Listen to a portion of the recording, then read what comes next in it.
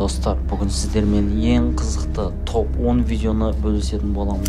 Видеоны соңына дейін тамашалаңыздар. Және де айта кетерім, видеоны соңына дейін көрген кезде алтын саусақтарыңызбен лүпілдетіңіздер, және де комментарий жазуды ұмытпаңыздар.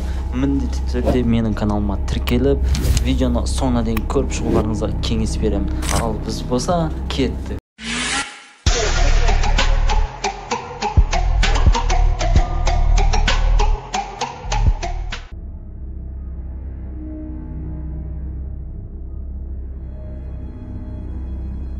Бейне бақылау камерасына түсініксіз өрт түсіп қалды. Бұл құбылысты сіздер не деп ойлайсыздар?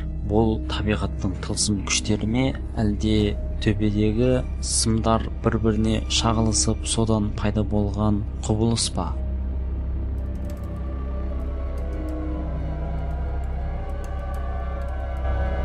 Кемеге қарама-қарсы орнатылған бейнебақылау камерасы 1 шаршы метрде көптеген нәрселерді түсіріп алды. Бұл жерде мұхит қарасаңыздар, 3 түрлі қорқынышты адам немесе құбыжық тектес тіршілік иелері ары-бері қозғалып жүргенін көресіздер. Бұл неткен қорқынышты кадр. Bir қыз коммерциялық ұшақтан Флорида штатының Тампа қаласының үстіндегі бұлттағы бір түрлі нысанды түсіріп алды. Биіктігі 12.000 метр шамасында.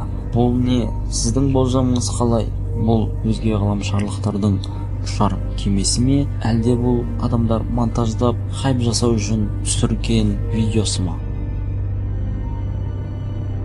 Ағашының бір бөлігі ауада тұрып қалды. Мұны пресондағы кейбір куәгерлер өз смартфондарына жедел түрде түсіріп алған. Сіздер бұны неге ұқсатасыздар? Мен бұны Гарри Поттер фильміндегі дементөрлерге ұқсатып жатырмын.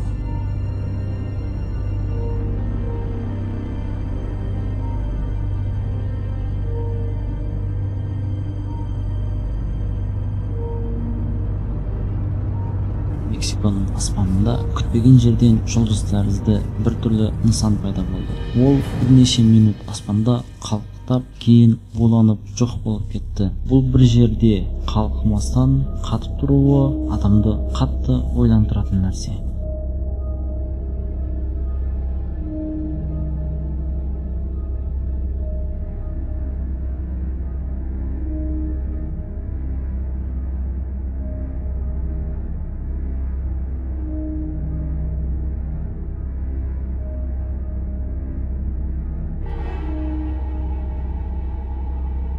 Бүгін желіде ер адамның дәл қасында аспаннан үлкен тастың құлағанын көрсететін видео пайда болды. Егер ол бөтен затқа қол тигізсе, ол супермен болып кетуі мүмкін ба? Сол үшін ол тасқа қол тигізуден не үшін қорқып жатыр?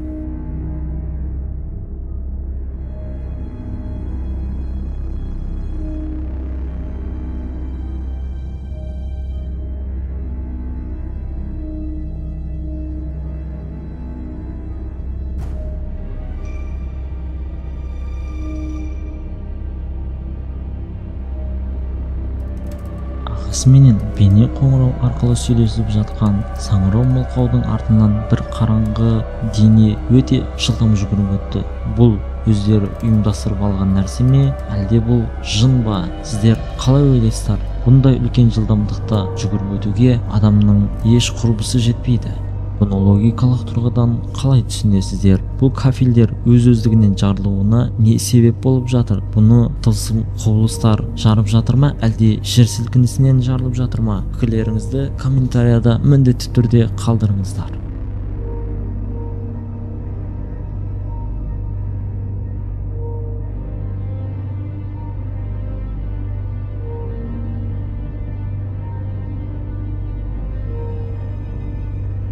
Біз бұл кадрда бұғының қандай биіктікте секіріп жатқанын көреміз, және ол өте қатты жылдамдықпен ұрылып құлады. Бұл бұғы өздігінен бұлай тұруына не себеп болды? Оның көздеріне мұқият қараңыздар.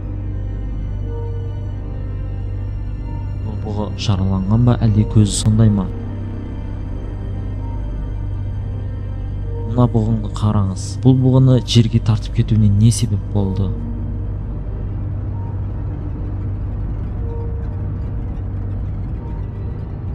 Ал Мына бұғы болса өздігінен құлап түсті. Бұны камераға түсіріп алғанда ешкім көрмес еді.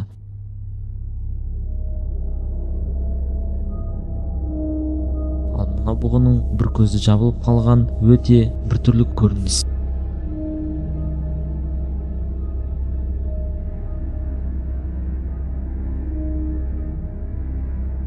Мына жерде бұғы машинаға секіріп өтіп кетем деп ойлаған, бірақ біреудің машинасын бұзып қашып кете салды. Енді ол машинаның ақшасын кім төлейді?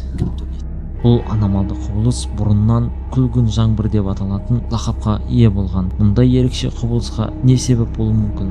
Бұл адамдар бұндай құбылысты өткізіп алмайық деп дер кезде өз телефондарына түсіріп алды.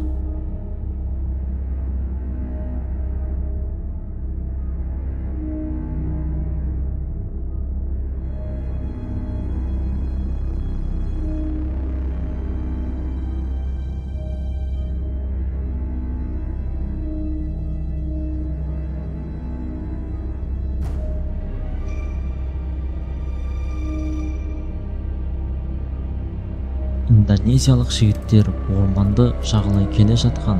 Олар садақ ату туралы бейнеролик түсірді.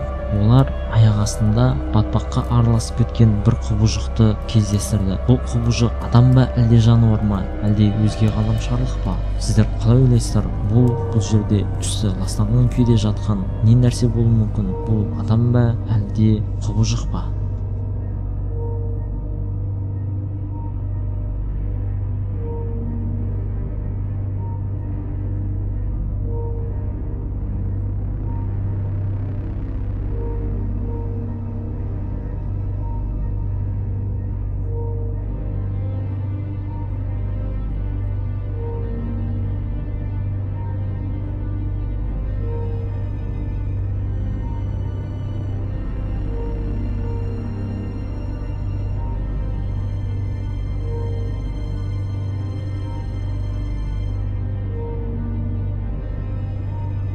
Бұл қорқынышты бейнелер Жапонияның бір жерінде түсірілген. Үй иесі оның үйінде әдеттен тыс әрекеттерге куә болды.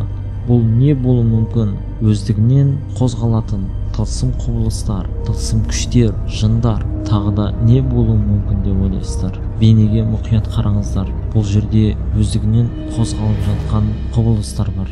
Бұны балалар өздері әдейі ұйымдастырып алды ма, әлде бұл шынымен көзге көрінбейтін тылсым құбылыстың күші ме?